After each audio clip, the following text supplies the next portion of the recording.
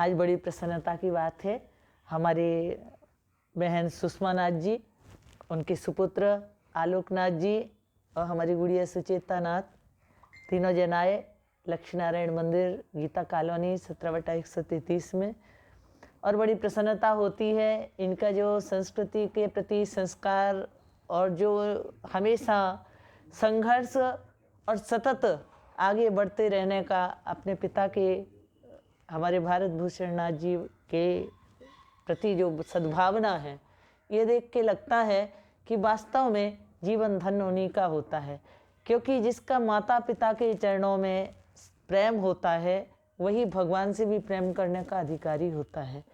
जिन्होंने जन्म दिया है पहले वह, उसके बाद आगे माता पिता मूर्ति में विराजमान भगवान की ओर भेजते हैं।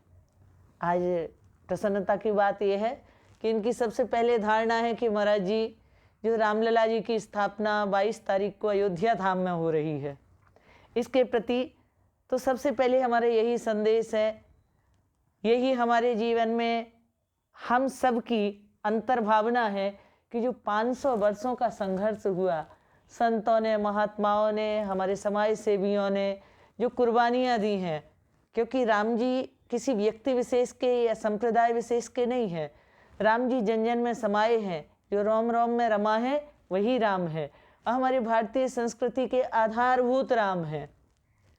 हमारे भगवान राम क्या हैं? वो कहते हैं भव में न वैभव व्याप्त कराने आया, नर को ईश्वरता प्राप्त कराने आया, संदेश नहीं मैं यहाँ स्वर्ग का लाया, इस भूतल को ही स्वर्ग बनाने आया। तो वास्तव में ऐसे हमारे रामलला जी के लिए, और ये तो बड़ी प्रसन्नता की बात है, भारत देश के हमारे प्रधानमंत्री श्रीमान नरेंद्र जी मोदी भाई, उन्होंने और समस्त जनमानस ने जो भावनाएं हैं उनको एकत्रित करके आज ये दिव्य धाम अयोध्या धाम, वहाँ अभी वाल्मीकि एयरपोर्ट का भी जो एक बहुत बड़ी हम सब के लिए उपलब्धि है संत महात्माओं के लिए, जिसका लोकार्पण किया गया। तो इस तरह से जो भी जाने आने वाले हैं वह भगवान रामलला को ही नहीं बल्कि भारतीय संस्कृति और संस्कार को देखेंगे।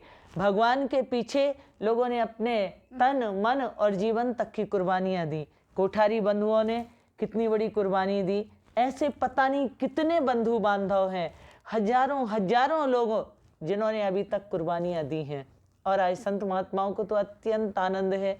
हम सब तो ये कह रहे हैं 22 तारीख को हर मंदिर में दीपावली मनाई जाए, क्योंकि वहाँ जाना तो संभव नहीं। हमारे प्रधानमंत्री जी ने भी कहा है कि इतनी जनता जनार्दन को पहुँचने में वहाँ शायद व्यवस्था संभव ना हो, इसलिए सारी व्यवस्थाओं का ध्यान में रखते हुए समर्पित भाव से भगवान राम के लिए हर मंदिरों में जाकर के, जो भी आपके नज़दीक में मंदिर हो, वहाँ दीपावली मनाए, कीर्तन करें, भगवान का आनंद उत्सव मनाए।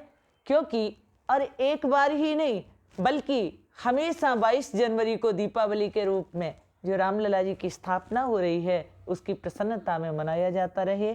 और साथ में अभी जो हमारे यहाँ लोहड़ी का उत्सव आ रहा है पंजाब में, जिसको लोहड़ी के रूप में कहा जाता है। उत्तर भारत में, मध्य भारत में हमारे यहाँ मकर संक्रांति, जो कि 14 जनवरी को मकर संक्रांति कहा जाता, और कुछ नक्षत्र ग्रह इत्यादि के अनुसार 15 जनवरी भी मान लिया जाता है, क्योंकि संक्रांति जब सूर्य अपनी राशि का परिवर्तन करता है उसे संक्रांति कहा जाता है।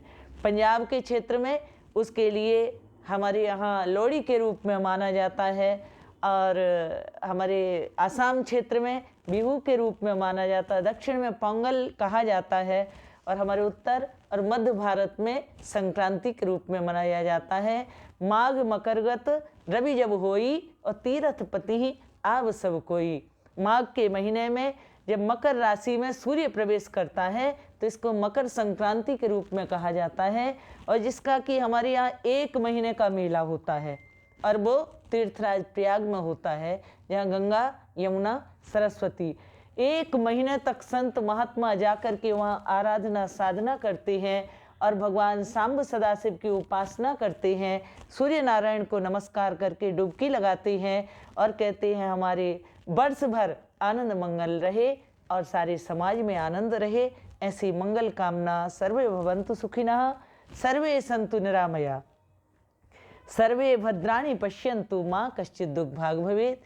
हम में राम, तुम में राम, सब में राम समाया, और सबसे कर लो प्यार, जगत में कोई नहीं पराया। तो 22 तारीख का पर्व भी मनाएं, लोहड़ी इत्यादि की मंगल कामनाएं भी। इतना ही कहते हुए सभी के लिए बहुत बहुत शुभकामनाएं, आशीर्वाद। ओम शांति।